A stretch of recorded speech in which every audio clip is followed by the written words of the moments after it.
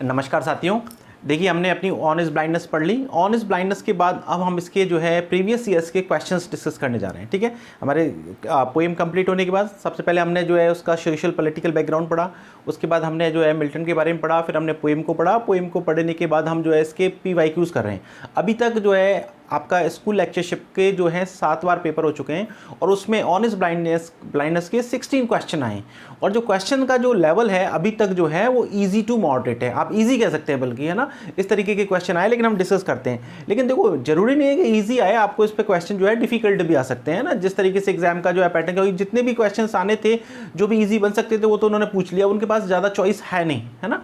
लेकिन हम एक बार देखते हैं कौन कौन से क्वेश्चन कब कब आए थे। देखिए क्वेश्चन नंबर 1 है, which one of the following statements is false. ये जो है RPSC स्कूल लेक्चरशिप की जो एग्जाम थी, स्कूल लेक्चरशिप एग्जाम 2022 में आया है, ठीक है ना, जो अभी जो रिसेंट एग्जाम हुई थी। तो इनमें से कौन सा स्टेटमेंट जो है फॉल्स है, गलत है। तो देखो, Milton's poem honest blindness is a Petrarchan sonnet. Milton का जो ऑनेस्ट ब्लाइंडनेस है वो पेट्रार्कन सोनेट है, इसे आप इटालियन सोनेट भी कह सकते हो, जिसको आप मिल्टोनिक सोनेट भी कह सकते हो, जिसको आप क्लासिकल सोनेट भी बोल सकते हो। Petrarchan sonnet is also known as English sonnet. तो ये जो है गलत है स्टेटमेंट, ठीक है ना, क्योंकि इंग्लिश सोनेट अलग है। इंग्लिश सोनेट जो है उसको आप जो है शेक्सपियरियन सोनेट बोल सकते हो, लेकिन पेट्रार्कन सोनेट, इटालियन सोनेट, ये ऑनेस्ट ब्लाइंडनेस जो है आपका कैसा है, पेट्रार्कन सोनेट है, ठीक है। तो आपको थोड़ा सा सोनेट के बारे में जैसे पता होना चाहिए कि भाई सोनेट, देखो आपके सोनेट जो है आपके लिटरेरी टर्म के रूप में भी है आपके सिलेबस में, और आपका ये जो ऑनेस्ट ब्लाइंडनेस भी सोनेट है, तो इसलिए इस तरीके का क्वेश्चन पूछ लिया गया, ठीक है ना। यदि हम थर्ड चॉइस की बात करें तो it has two main parts, octave and sestet. तो ऑक्टेव और सेस्टेट होते हैं। पेट्रार्कन सोनेट में शुरू की 8 लाइन को ऑक्टेव बोलते हैं, लास्ट की 6 बोलते हैं। Honest blindness reflects his firm faith in God. Honest blindness जो है भगवान में जो है अपना फर्म फेथ शो करती है, ठीक है ना, क्योंकि इसमें वो कहता है they best bear his mild yoke, ठीक है ना, they best bear his mild yoke, वो कहता है who best bear his mild yoke they serve him best. और लास्ट की लाइन में वो कहता है they also serve who only stand and wait. तो ये लाइन क्या शो करती हैं, ये यही शो करती हैं कि उसका भगवान के अंदर फर्म फेथ है। फाइन, अब देखिए यहाँ पर हमारा जो पेट्रार्कन सोनेट की बात है तो हमें थोड़ी सी चीज़ें समझनी चाहिए कि ये जो सोनेट जो है, ठीक है ना, यदि पेट्रार्कन सोनेट की बात की जाए, देखिए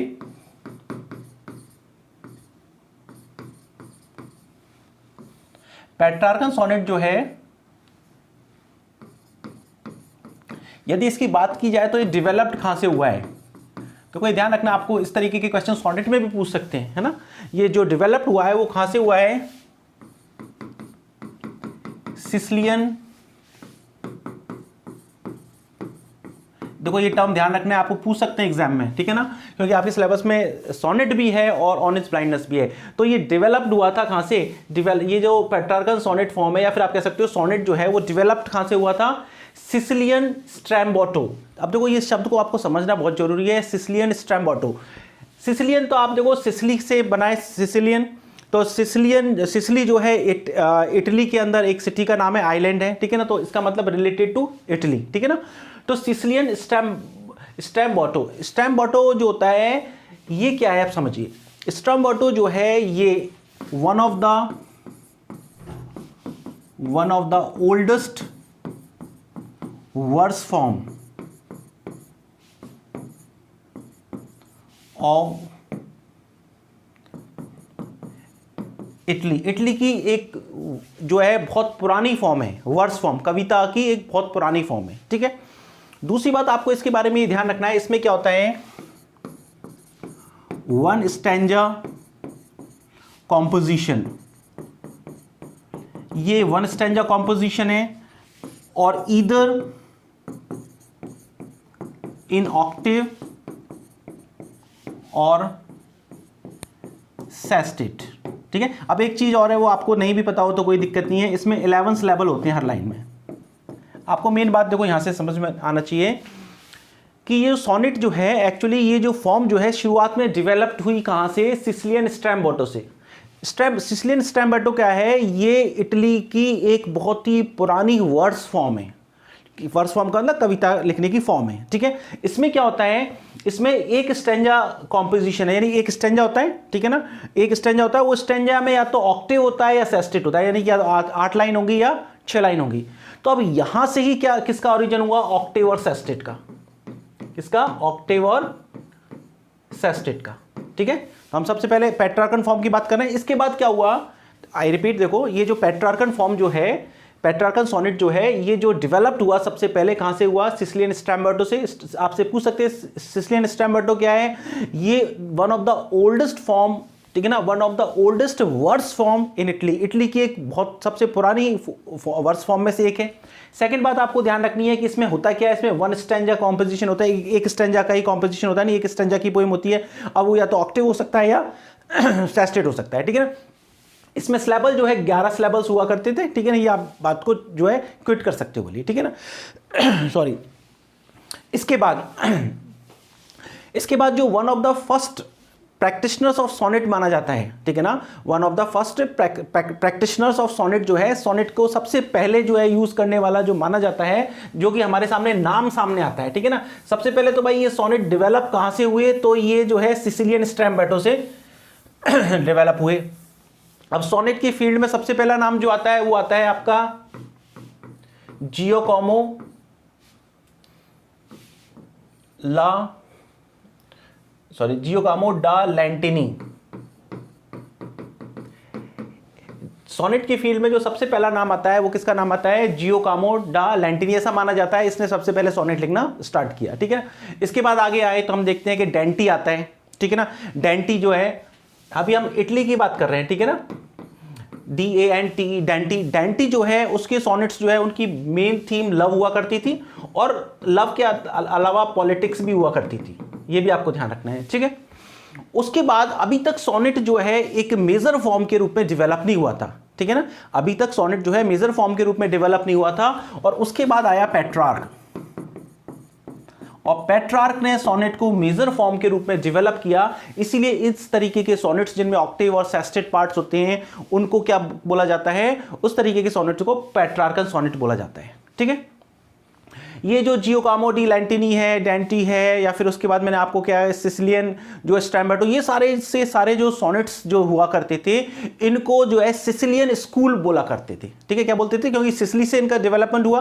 तो अब देखो आपने देखा सोनेट का जो डेवलपमेंट हुआ, सोनेट जो आगे बढ़े, तो सब इनिशियल काम कहां पर हुआ, इटली में हुआ। इसलिए इस फॉर्म को पेट्रार्कन सोनेट के साथ साथ इटालियन सोनेट भी बोलते हैं। इसी फॉर्म को क्या बोलते हैं, पेट्रार्कन बोलते हैं या इटालियन बोलते हैं। मिल्टन ने इसी सोनेट फॉर्म को अडॉप्ट किया था, इसलिए मिल्टोनिक सोनेट बोल देते हैं। तो हमारा यहां पे देखा कि भाई मिल्टन के सोनेट्स को क्या बोलते हैं, पेट्रार्कन सोनेट बोलते हैं। फिर उसके बाद क्या हुआ, इंग्लैंड में जब सोनेट आए तो वाइट और सरी जो है इन सोनेट्स को लेकर आए, लेकिन सरी ने क्या किया, इसकी स्ट्रक्चर में एक परिवर्तन किया, ठीक है ना। उसने ऑक्टेव और सेस्टेट की जगह उसने क्या कर दिया, 3 क्वार्ट्रेन और एक राइमिंग कपलेट, 3 क्वार्ट्रेन और एक राइमिंग कपलेट की एक नई फॉर्म जो है डेवलप की, इंट्रोड्यूस की, और उसको इंग्लिश सोनेट बोलने लगे। शेक्सपियर को वो मॉडल बहुत ज्यादा पसंद आया, इसलिए उसको शेक्सपियरियन सोनेट कहने लगे। तो इंग्लिश सोनेट का तो दूसरा नाम शेक्सपियरियन सोनेट हो गया, और ये जो मिल्टोनिक सोनेट है उसका नाम तो पेट्रार्कन सोनेट, इटालियन सोनेट, या क्लासिकल सोनेट बोल सकते हो, या फिर सिसिलियन स्कूल ऑफ सोनेट्स बोल सकते हो। तो ये नाम तो मिल्टन के ऑन हिज ब्लाइंडनेस के लिए सूटेबल हैं, लेकिन यहां पर जो इंग्लिश सोनेट है, ठीक है ना, वो इसका नाम नहीं है, तो आंसर यही हो, फाइन। तो ये आपको थोड़ा सा ध्यान रखना है। आगे देखिए, नेक्स्ट हम देखते हैं। नेक्स्ट आपका क्वेश्चन है कि the moral of the poem on his blindness is, ये जो क्वेश्चन है आरपीएससी स्कूल लेक्चर 2022 में ही आया है, ठीक है ना। तो देखो इसमें the moral of the poem on his blindness is, on his blindness poem का मॉरल क्या है, तो देखिए, टू एक्सप्रेस लैमेंट, लैमेंट व्यक्त करना चाहते हैं क्या, टू रजिस्टर कंप्लेंट, कंप्लेंट करना चाहते हैं क्या, टू एक्सप्रेस ग्रेटिट्यूड, कृतज्ञता बताना चाहता है क्या, to submit to God's will. तो देखो आप इसमें पढ़ेंगे तो सारी जगह आपको एक ही चीज नजर आएगी कि पोइट जो है वो क्या करना चाहता है, टू सबमिट, समर्पण कर देता है, किस पर, भगवान की विल के ऊपर, ठीक है ना। देखो यहाँ पर जो पोइट है इसमें क्या है, इस वाली लाइन में आपको ध्यान रखना है कि बिब्लिकल रेफरेंस है। यहाँ पोइट जो है क्या करता है कि जब जैसे ही पोइट को ऐसा लगता है, पोइट जब वो कहता है कि doth God exact deliver light denied, जैसे ही भगवान से क्वेश्चन करने लगता है, अपना रेवोल्यूशनरी एटीट्यूड शो करने लगता है, उसी वक्त उसको पेशेंस रोकता है, और रोकने के बाद वो कहता है कि नहीं नहीं, भगवान को इसकी जरूरत नहीं है। और फिर यहां पर बाइबल में जो बुक ऑफ जॉब है उसका रेफरेंस आता है, यानी उसका स्टेटमेंट उसको याद आता है, या फिर आप कह सकते हो कि यहां पर उसका रेफरेंस है। देखो जॉब ने कहा था बाइबल में, जॉब जो है एक बुक है बाइबल में जिसका नाम है बुक ऑफ जॉब, उसमें एक कैरेक्टर है जॉब। अब जॉब ने कहा था कि naked we have come from mother's womb, हम मां के गर्भ से नग्नी आए हैं, and naked we will return, और नग्न ही हम चले जाएंगे, ठीक है ना। गॉड हैज गिवन अस, भगवान ने हमें दिया है, and he has taken away, भगवान ने हमें सब कुछ दिया है और उसने ही ले लिया। तो वो कहता है कि blessed be the glory of God, वो कह रहा है भगवान धन्य, भगवान ने कुछ दिया तो ले लिया, क्या दिक्कत है। तो क्या कर रहा है वो, जब उसकी जॉब के ऊपर विपत्ति आती है तो वो भगवान की जो है इच्छा के ऊपर अपने आप को समर्पित कर देता है। वो कहता है भगवान ने दिया था, भगवान ने ले लिया, क्या बात है। तो ऐसे ही मिल्टन की इस पोइम में थीम भी यही है, मेन कंसर्न भी यही है, मॉरल भी यही है कि क्या है, to submit to God's will. उसने कहा कि भगवान ने मुझे अंधा कर दिया है तो कोई बात नहीं, जरूर थोड़ी भगवान मेरे से सब कुछ आएगा। वो कहता है हु बेयर बेस्ट टू, वो कहता है कि who best bear his mild yoke they serve him best, और फिर लास्ट की लाइन में कहता है they also serve who is only stand and wait. तो सब में क्या बता रहा है, to submit to God's will, कि आपको भगवान की इच्छा के लिए सब चीज समर्पित कर देना चाहिए, भगवान की इच्छा सबसे ऊपर है, ठीक है ना। इसका मतलब justification of the ways of God to man, वो भगवान के द्वारा आदमी के ऊपर जो किए गए कार्य है उनको जस्टिफाई कर रहा है। गॉड की विल, भगवान की इच्छा के ऊपर हमें अपनी सारी चीजें समर्पित कर देनी चाहिए, ठीक है। नेक्स्ट देखो, नेक्स्ट आपका क्वेश्चन है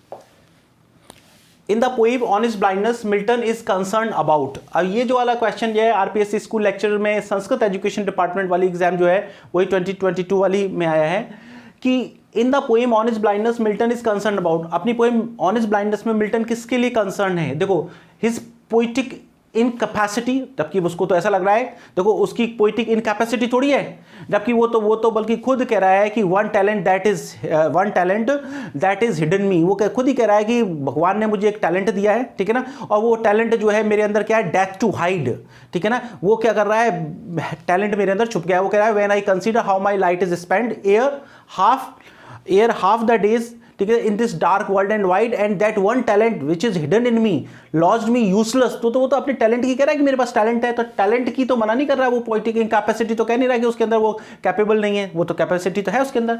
फिर वो कह रहा है लॉस ऑफ आई साइट। देखो यहाँ पर पोइम का नाम ही है when I consider how my light is spent, जिसका टाइटल ऑनेस्ट ब्लाइंडनेस भी है। तो यहाँ पर वो इसी बात को कह रहा है, उसका मेन कंसर्न क्या है, loss of I site. Love for life नहीं है, भगवान की उदासीनता नहीं है, इस तरीके के है नहीं, तो एक ही आंसर हो गया, his loss of I site. बहुत ही इजी क्वेश्चन है, कोई दिक्कत नहीं है इनमें, ठीक है।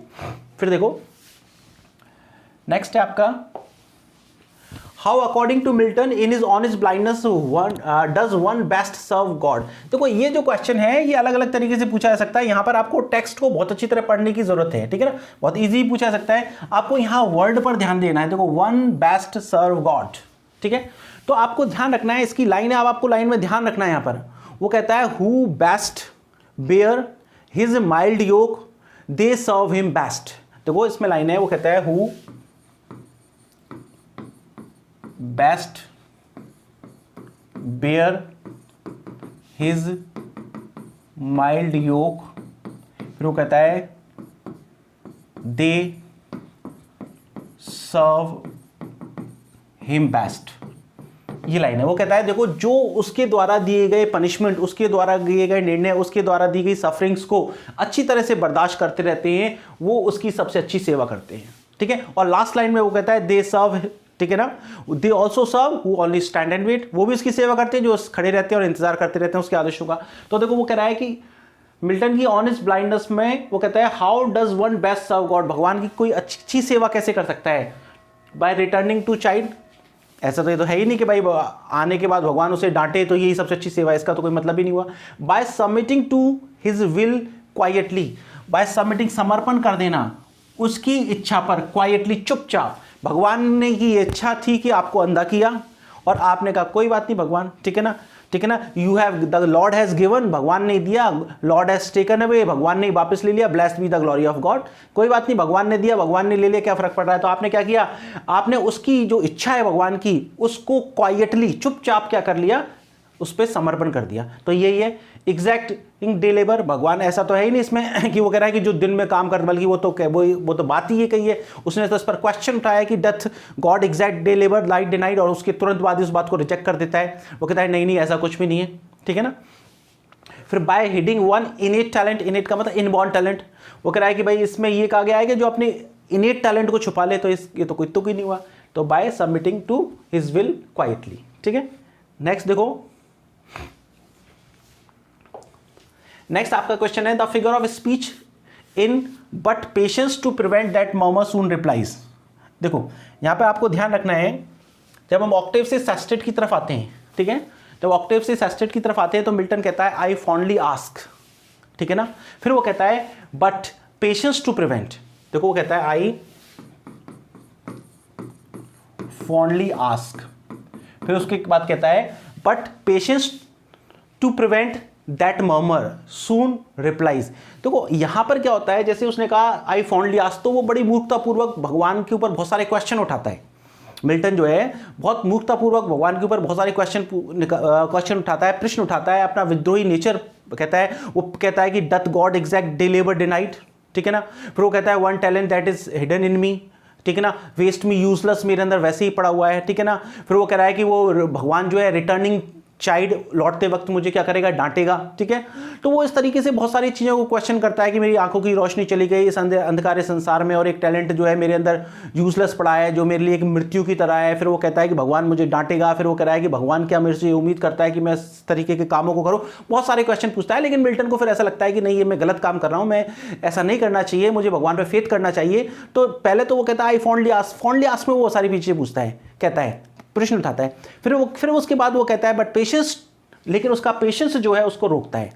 अब पेशेंस रोकने का काम तो कोई सजीव व्यक्ति करेगा, ठीक है ना, कोई लिविंग बीइंग करेगा। तो इस तरीके से ट्रीट कर रहा है उसको पेशेंस को जैसे कि कोई लिविंग बीइंग हो, तो क्या हो जाएगा, पर्सोनिफिकेशन, क्या होगा। अब फिर उसके बाद पेशेंस रिप्लाई करता है। देखो पहले तो क्या होता है कि मिल्टन क्वेश्चन करता है, और मिल्टन जब क्वेश्चन करता है तो कहता है कि मेरे अंदर टैलेंट है लेकिन वो छुपा हुआ है, भगवान मेरे को जो क्या करेगा, डांटेगा पाप से लौटने पर। वो कह रहा है भगवान क्या मेरे से उम्मीद करता है कि इस तरीके की हमें उम्मीद नहीं करनी चाहिए, इस तरीके की बातें करता है। फिर उसका पेशेंस जो है उसको रिप्लाई करता है। फिर वो कहता है but patience to prevent that murmur soon reply. फिर वो कहता है गॉड डथ नॉट नीड, वो कह रहा है भगवान को आवश्यकता नहीं है, ठीक है ना, इधर मैंस वर्क, ना तो आदमी के कामों की, ये सब रिप्लाई कौन कर रहा है, पेशेंस। इधर मैंस वर्क, ना तो आदमी के कामों की उसे जरूरत है, ना हिज गिफ्ट, ना ही उसके गिफ्ट्स की जरूरत है। फिर वो कहता है कि हु बेयर बेस्ट, ठीक है ना, his mild yoke they serve him best. वो कह रहा है जो उसकी सफरिंग्स को बड़े खुशी खुशी स्वीकार करते रहते हैं वो भी उसकी बहुत अच्छी सेवा करते हैं। फिर वो कहता है कि 1000 बहुत सारे जो एंजल्स हैं, ठीक है ना, वो उसके आदेश पर बिडिंग स्पीड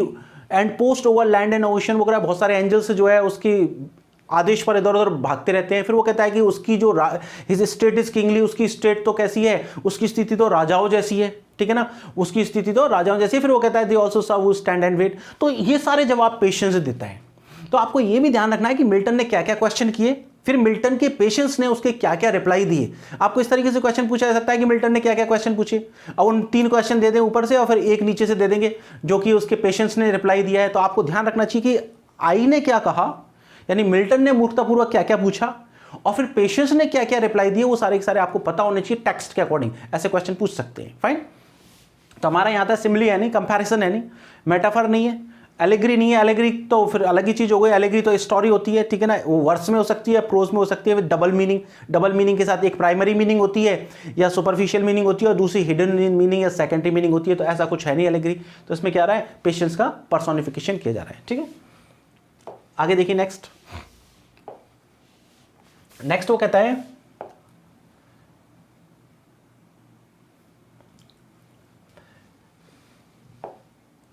है when was Milton's honest blindness first published. Milton की ऑनेस्ट ब्लाइंडनेस सबसे पहली बार कब पब्लिश हुई।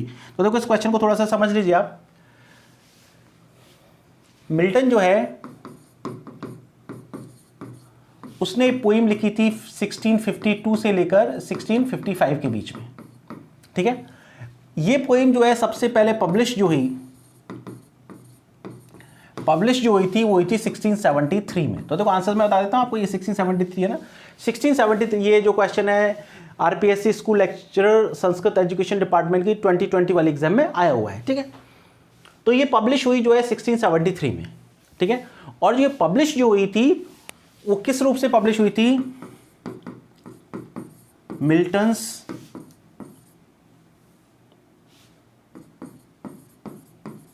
Autograph notebook. ये जो है मिल्टन्स ऑटोग्राफ नोटबुक के नाम से पब्लिश हुई थी, मतलब इस रूप में पब्लिश हुई थी। मतलब क्या हुआ, देखो यदि इसकी टाइटल की बात करें जब पब्लिश हुई थी तो इसका टाइटल था इस तरीके से, poems of mister John Milton, ठीक है, 1673। ये इस तरीके से पब्लिश हुई थी। जब पब्लिश हुई थी तो उसका नाम था poems of mister John Milton 1673, ठीक है। अब बाद में इसको शॉर्ट में, ठीक है ना, अब ये इतना बड़ा नाम है poems of mister John Milton 1673, ये 1673 डेट है, ईयर है। फिर बाद में इसको शॉर्ट में किस नाम से भी जानते हैं, केवल पोइम्स के नाम से। किसके नाम से जानते हैं, पोइम्स के नाम से। इसका मतलब ये पोइम जो है कब पब्लिश हुई, तो पोइम्स नाम की बुक में पब्लिश हुई, ठीक है। आप शॉर्ट में कह सकते हो, पूरा टाइटल था poems of mister John Milton 1673, ठीक है, और शॉर्ट में इसको कह सकते हैं पोइम्स, इसमें पब्लिश हुई, ठीक है। अब देखिए, अब नेक्स्ट जो बात आपको समझनी है वो ये है, ये जो पोइम पब्लिश हुई थी इस पब्लिकेशन को नाम दिया जाता है ट्रिनिटी मैन्युस्क्रिप्ट। क्या नाम दिया जाता है, ट्रिनिटी मैन्युस्क्रिप्ट। अब देखो क्यों दिया जाता है ट्रिनिटी मैन्युस्क्रिप्ट, एक्चुअली क्या है, ये जो पोइम है जब पब्लिश हुई तो जिस जगह इसका पब्लिकेशन हुआ उसकी लोकेशन जो है वो है रैन लाइब्रेरी। देखो क्रिस्टोफर रैन नाम का एक व्यक्ति है, उसके नाम से इस लाइब्रेरी का नाम है, और ये लाइब्रेरी का नाम है रैन लाइब्रेरी, ठीक है। और ये रैन लाइब्रेरी जो है कहां पर स्थित है, ये है ट्रिनिटी कॉलेज में। किसमें है, ट्रिनिटी कॉलेज। ये रैन लाइब्रेरी कहां पर है, ट्रिनिटी कॉलेज में है। ट्रिनिटी कॉलेज जो है कैम्ब्रिज यूनिवर्सिटी का एक कॉलेज है, ठीक है। अब इस ट्रिनिटी कॉलेज की लाइब्रेरी है रैन लाइब्रेरी, इसलिए इसका नाम है ट्रिनिटी मैन्युस्क्रिप्ट। मैन्युस्क्रिप्ट क्या होता है, मैन्युस्क्रिप्ट होता है कोई भी बुक हो before it has been printed. It has been printed, कोई भी बुक प्रिंट होने से पहले, जिससे हस्तलिपि कहते हैं, ठीक है ना, कोई भी बुक प्रिंट होने से पहले जो होती है, जो उसे बोलते हैं मैन्युस्क्रिप्ट, ठीक है। तो यहां पर जो ये पोइम की बुक थी, इसमें मिल्टन के खुद के ऑटोग्राफ के साथ, मिल्टन के खुद के ऑटोग्राफ के साथ सबसे पहले, आई रिपीट, ये जो पोइम है जिसका नाम ऑन हिज ब्लाइंडनेस है, जो popularly when I consider how my light is spent के नाम से जानी जाती है, जो बाद में 1761 में जो है जॉन न्यूटन जो है उसने क्या किया था, न्यूटन ने इसका नाम जो है, इसका टाइटल जो है वो ऑन हिज ब्लाइंडनेस रखा, ठीक है। तो ये जो पोइम है, आई रिपीट, ये जो पोइम है ऑन हिज ब्लाइंडनेस सबसे पहली बार पब्लिश 1673 में हुई, और पब्लिश जिसमें हुई उसका नाम था पोइम्स। जिस बुक में पब्लिश हुई उसका नाम था पोइम्स। उस पोइम में, उस बुक को जो है आप ये भी कह सकते हो मिल्टन्स, ठीक है ना, मिल्टन्स ऑटोग्राफ नोटबुक, क्योंकि उसमें जो है पोइम्स में मिल्टन के खुद के ऑटोग्राफ हो रहे हैं, ठीक है। और चूंकि इस बुक को जहां पर रखा गया सबसे पहले, उस जगह का जहां पर रखी गई वो है रैन लाइब्रेरी। रैन लाइब्रेरी एक्चुअली इसी के लिए फेमस है। रैन लाइब्रेरी में आपको बहुत सारे मैन्युस्क्रिप्ट, बहुत सारी रेयर बुक्स मिल जाएंगी।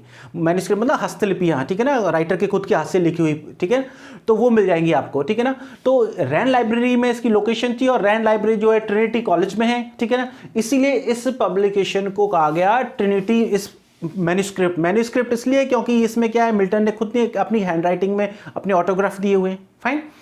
और जो कोई भी बुक प्रिंट होने से पहले, ठीक है ना, जिस फॉर्म में होती है उसे आप मैन्युस्क्रिप्ट कहते हो, जिसको हिंदी में हस्तलिपि कहते हो, ठीक है। मिल्टन ने जब ये पोएम पब्लिश की थी, ठीक है ना, मिल्टन ने जब ये पोएम पब्लिश की थी तो मिल्टन ने अपनी इस पोएम का जो नंबर दिया था 19 दिया था। क्या दिया था, 19।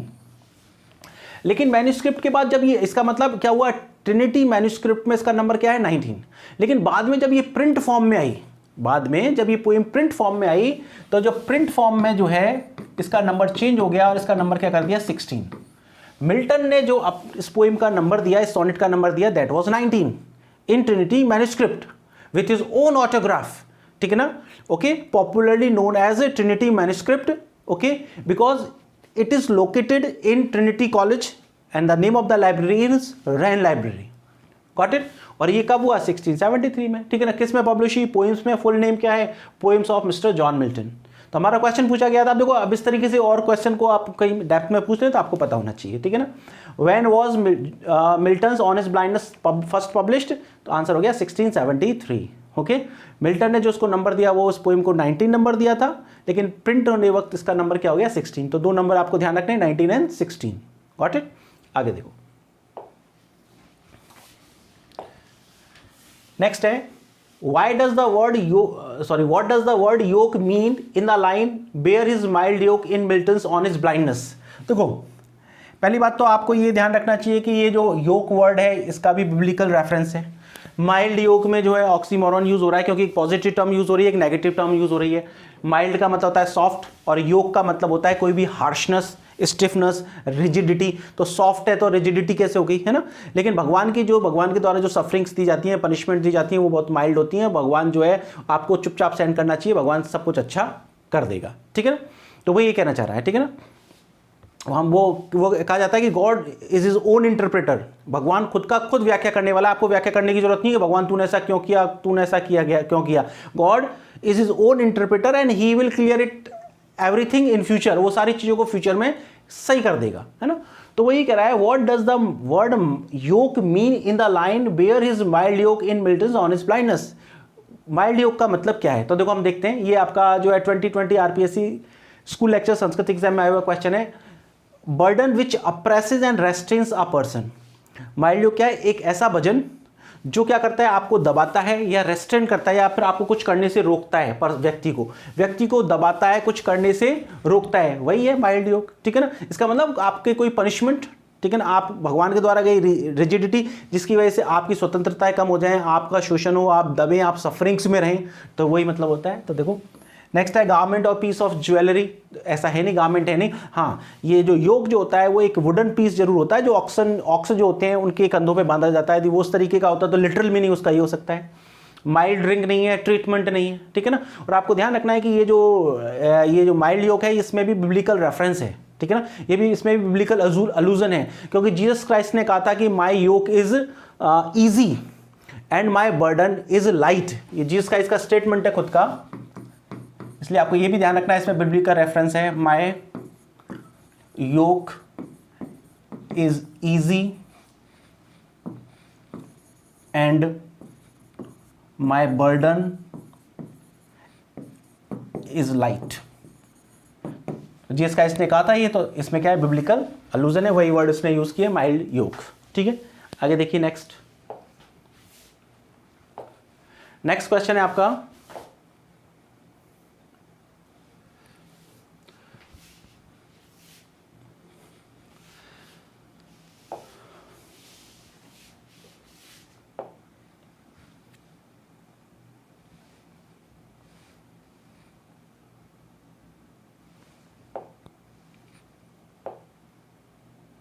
नेक्स्ट है आपका fill in the blanks with correct option. Milton's poem honest blindness is. तो ये तो बहुत इजी सा क्वेश्चन है कि मिल्टन की पोएम ऑनेस्ट ब्लाइंडनेस क्या है, ठीक है ना। तो देखो ये एलिजी है नहीं, ठीक है ना, हमें पता है क्या है, सोनेट है, बैलेड है नहीं। देखो एलिजी क्या होता है, एलिजी तो होता है जो किसी की डेथ पे लिखी जाए, ठीक है ना। A poem that is written on the death of someone dear and near. Ballad क्या होता है, ballad a story in verse होता है, ठीक है ना। वर्स के अंदर आप एक कहानी बताते हो। सोनेट पोएम ऑफ 14 लाइन्स होती है, और एम्बिक पेंटामीटर्स होता है जिसमें राइम स्कीम होती है, इक्वल लेंथ होती है। एपिक क्या होता है, एपिक जो है एक पोएम होती है, ठीक है ना। एपिक जो है जिसमें ये बताता है a poem, a long poem celebrates the heroic deeds, जो सेलिब्रेट करती है हेरोइक डीड्स को, जिसकी स्टाइल एलिब्रेटेड होनी चाहिए, सब्जेक्ट मैटर ग्रैंड होना चाहिए, तो वो एपिक होता है। तो यहाँ पे ऐसा कुछ है नहीं, ये क्या है, सोनेट है, ठीक है। फिर आगे देखिए नेक्स्ट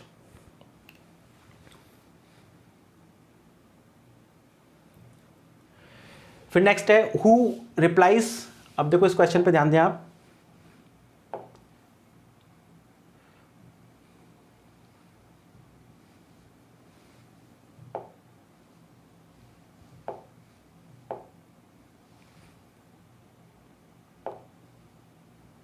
देखिए नेक्स्ट है who replies Milton's question doth God exact deliver light denied, ठीक है।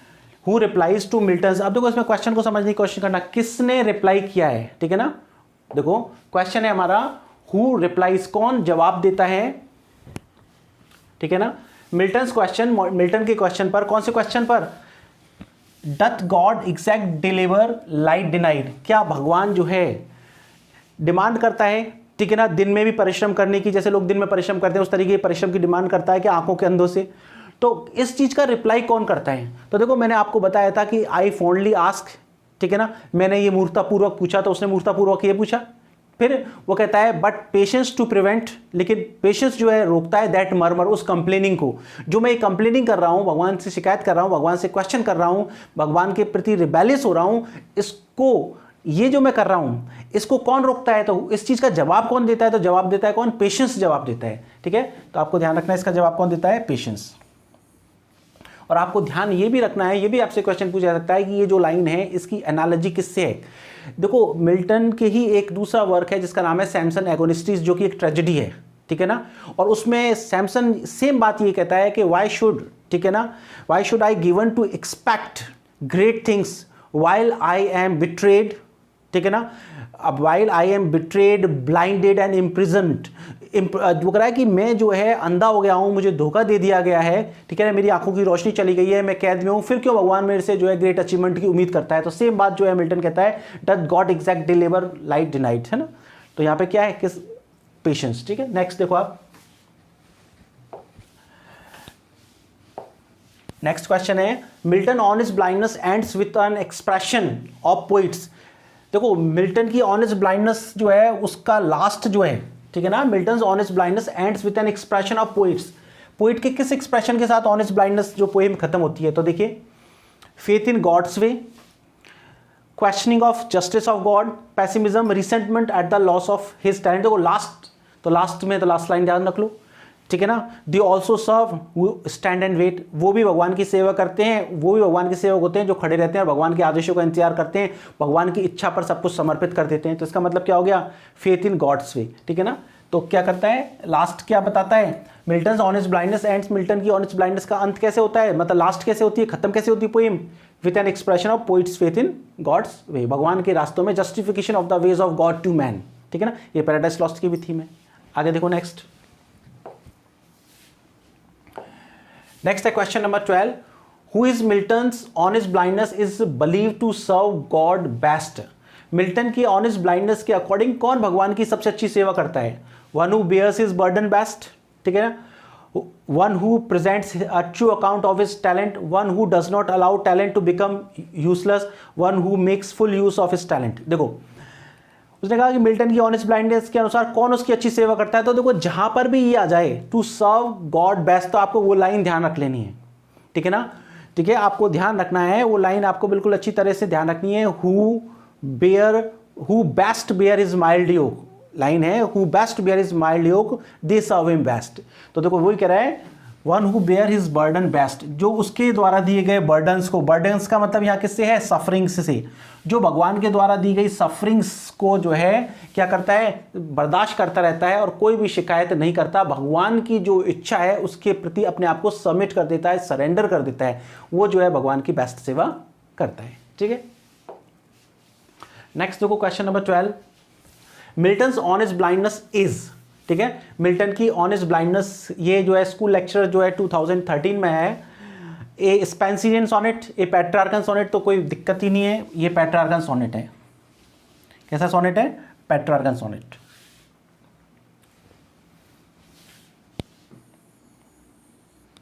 ठीक है ना। फिर नेक्स्ट है ऑक्सीटन सोनेट, और एक है द फॉर्मुलिस। देखो ऑक्सीटन सोनेट एक्चुअली क्या है, ये ऑक्सीटन लैंग्वेज थी, ऑक्सीटन लैंग्वेज जो है वो फ्रांस, इटली और स्पेन के कुछ पार्ट्स की स्पोकन लैंग्वेज का नाम है, ठीक है ना।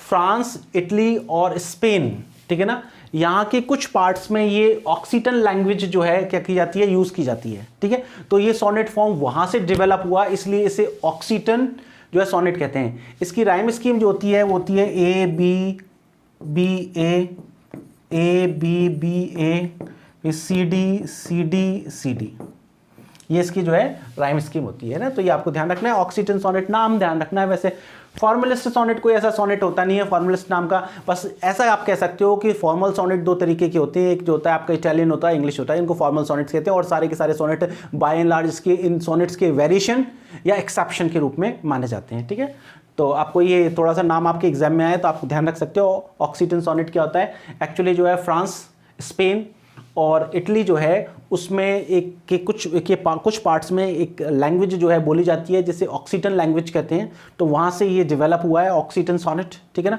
और इसकी जो है राइम स्कीम जो होती है A B B C D होती है। फिर देखो नेक्स्ट है in the line 3, line number 3 में ऑनेस्ट ब्लाइंडनेस की लाइन नंबर 3 में, ठीक है ना, ऑनेस्ट ब्लाइंडनेस जो है उसकी लाइन नंबर 3 में Milton speaks of one talent, Milton एक टैलेंट की बात करता है। ठीक है ना, और व्हाट इज इट, ये टैलेंट क्या है। देखो टैलेंट में मैंने आपको बताया था कि पन का यूज हो रहा है, इसमें बिब्लिकल अलूजन है, अपने ये भी बात की थी कि बिब्लिकल अलूजन कैसे है कि भाई इसमें जो है मैथ्यूज जो है उसकी गॉस्पल क्या होता है, जिसका इसकी टीचिंग होती है, मैथ्यूज की जो गॉस्पल है उस गॉस्पल में जो है एक 28 चैप्टर्स में से चैप्टर नंबर 25 का नाम जो है द पैराबल ऑफ टैलेंट्स है, और वहाँ से ये वर्ड लिया गया है, वहाँ से ये बिब्लिकल रेफरेंस लिया गया है। टैलेंट के दो मीनिंग है, पन एक तो कॉइन और एक का मतलब पोइटिक एबिलिटी। तो यहाँ पर आपकी पोएम में क्या मतलब है उसका, the poetic ability.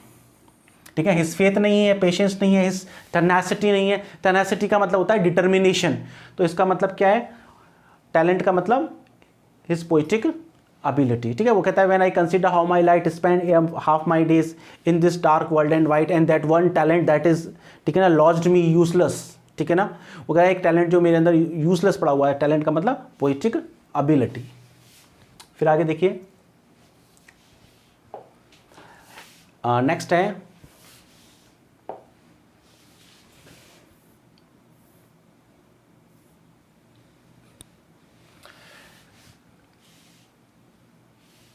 Question number 14। देखो they also serve who only stand and wait in this poem from honest blindness they stand for those who. देखो वो ये कह रहा है कि दे, ये लास्ट लाइन है और वो ये क्वेश्चन आया है स्कूल लेक्चर 2013 में, इसमें कह रहा है they also serve who only stand and wait in this line from his honest blindness they stand for, वे जो केवल खड़े रहते हैं और भगवान का जो इंतजार करते रहते हैं, वो भी भगवान की अच्छी सेवा करते हैं, वो भी भगवान की सेवा करते हैं। यहाँ दे वर्ड किसके लिए यूज हो रहा है, तो देखो दे किसके लिए यूज हो रहा है, वो लोग जो धैर्यपूर्वक भगवान के आदेशों का इंतजार करते हैं। देखो वर्शिप गॉड, भगवान की पूजा करते हैं, उनके लिए नहीं है। प्रेज गॉड, प्रेज की बात ही नहीं कर रहा। Patiently accept the decree of God, decree का मतलब होता है ऑर्डर, जो बिल्कुल चुपचाप शांतिपूर्वक तरीके से भगवान जो है उसके आदेशों का इंतजार करते रहते हैं, उनके लिए यूज हो रहा है। ठीक है, I am sorry question change हो गया।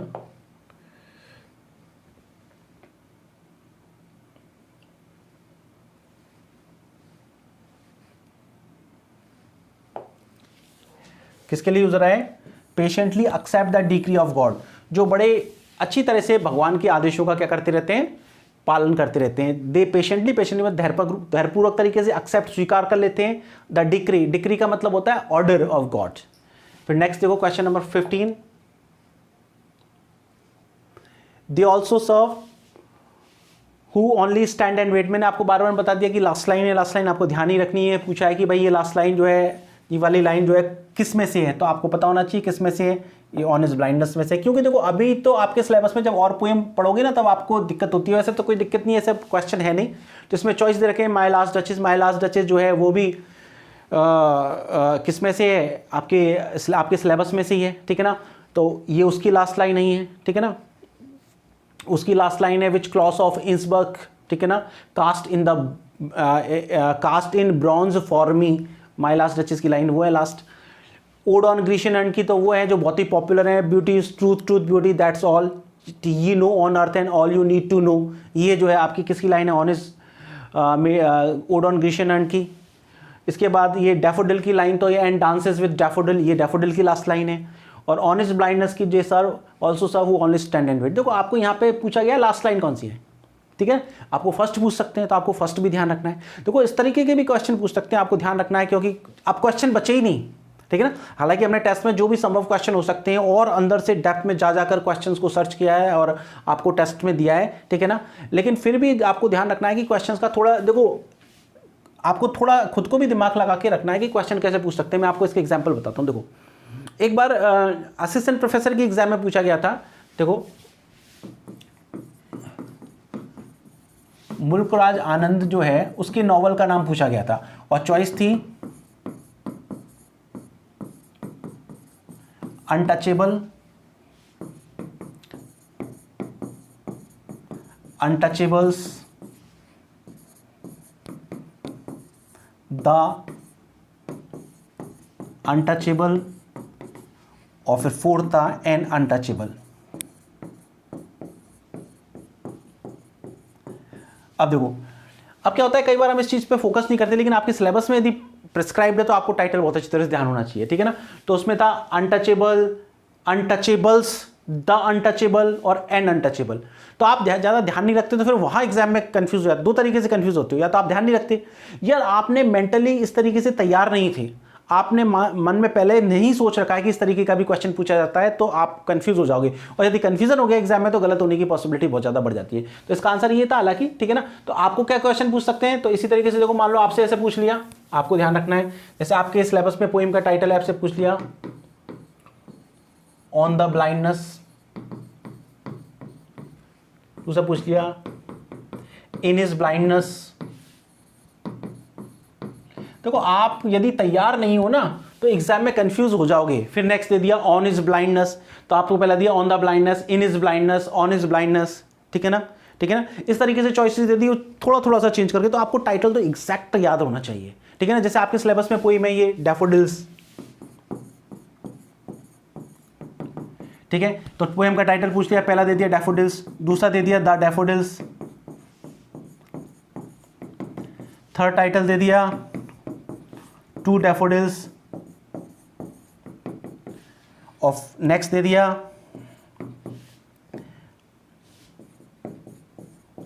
डैफोडिल। ऐसे 4 चॉइस दे दी, ठीक है ना। Exact title of Wordsworth poem, तो आपको ध्यान रखना है, फिर आपको टाइटल अच्छी तरह से पता होना चाहिए। तो आपका टाइटल क्या है, डैफोडिल्स है, ठीक है। तो ये इस तरीके के क्वेश्चन पूछ सकते हैं, आप ध्यान रखना है ना। तो आपको मेंटली रूप से इस तरीके से प्रिपेयर होगे ना तो फिर कोई दिक्कत नहीं आएगी, बहुत ईजी हो जाएगा आपको, है ना। ध्यान रखना ये टू डैफोडिल्स भी एक पोएम है, लेकिन वो रॉबर्ट हैरिक की है, ठीक है ना। टू डैफोडिल्स पोएम जो है रॉबर्ट हैरिक की है, और डैफोडिल्स जो है वर्ड्सवर्थ की है। तो आपको वर्ड्सवर्थ का ध्यान रखना है कि डैफोडिल्स पोएम में केवल डैफोडिल्स है, ना द है, द डैफोडिल्स है, ना ए डैफोडिल है, कुछ नहीं है, ठीक है। तो ये थोड़ा सा टाइटल्स का आपको ध्यान रखना है। नेक्स्ट देखो, नेक्स्ट है when I consider how my light is spent, what does light here refers to. तो देखो लाइट का मतलब क्या है यहाँ पर, तो लाइट जो है आपको पता है इसमें मेटाफर का यूज हो रहा है, और लाइट जो है किसका मेटाफर है, आई साइट का, ठीक है ना। कैसे, मेरी आंखों की। तो देखो सनलाइट है नहीं, और एग्जामिनर को और कोई चॉइस नजर ही नहीं आई, जबकि उसको ऐसी चॉइस देनी चाहिए जो पोएम में से कहीं हो, जिससे स्टूडेंट को थोड़ा सा कन्फ्यूजन हो, या जो अच्छी तरह से पढ़ने वाला ही आंसर दे सके। तो इसमें तो कोई दिक्कत ही नहीं थी। ये इंफ्रारेड रे, कॉस्मिक रे, सब ये फिजिक्स की टर्म्स हैं, जिनका कि इंग्लिश लिटरेचर से कोई लेना देना नहीं है, ठीक है ना। तो सनलाइट, आई साइट, तो यहाँ पर लाइट का मतलब किससे है, आई साइट से, आंखों की रोशनी, ठीक है ना। When I consider how my light is spent, poem का टाइटल ये ऑन हिज ब्लाइंडनेस, जब ऑन हिज ब्लाइंडनेस है तब इसका आंसर ये होगा, ठीक है। तो आपको इस तरीके से थोड़े क्वेश्चंस, ये जो है प्रीवियस ईयर्स के क्वेश्चन जो है अभी तक जिस तरीके से पोइंट्स में आए थे बहुत इजी थे, ठीक है ना, इजी लेवल के। मैं उसको मॉडरेट लेवल भी नहीं कहूँगा, लेकिन आपको ध्यान रखना है कि क्वेश्चंस का लेवल बढ़ सकता है, और बहुत ज़्यादा संभावना है कि क्वेश्चन का लेवल थोड़ा डिफिकल्ट हो सकता है। डिफिकल्ट का मतलब यदि आपने अच्छी तरह से पढ़ लिया है उनको तो आपको दिक्कत नहीं आएगी, लेकिन नहीं पढ़ा है तो आपको दिक्कत आएगी, ठीक है ना। ये मैंने आपको सॉल्व करा दिया। यदि किसी को फिर भी कोई दिक्कत हो तो ये नंबर से इन पर कॉन्टेक्ट करके आप मैसेज कर सकते हैं, फाइन। और आप अपने टेस्ट की तैयारी करें, इसके बाद आप टेस्ट को दें। टेस्ट में आपको थोड़े से स्टैंडर्ड क्वेश्चन मिलेंगे अच्छे, जो आपने अच्छी तरह से, जो यदि टेक्स्ट को अच्छी तरह से पढ़ा हुआ है तो आप उनके आंसर अच्छी तरह से दे पाएंगे। Okay, thank you.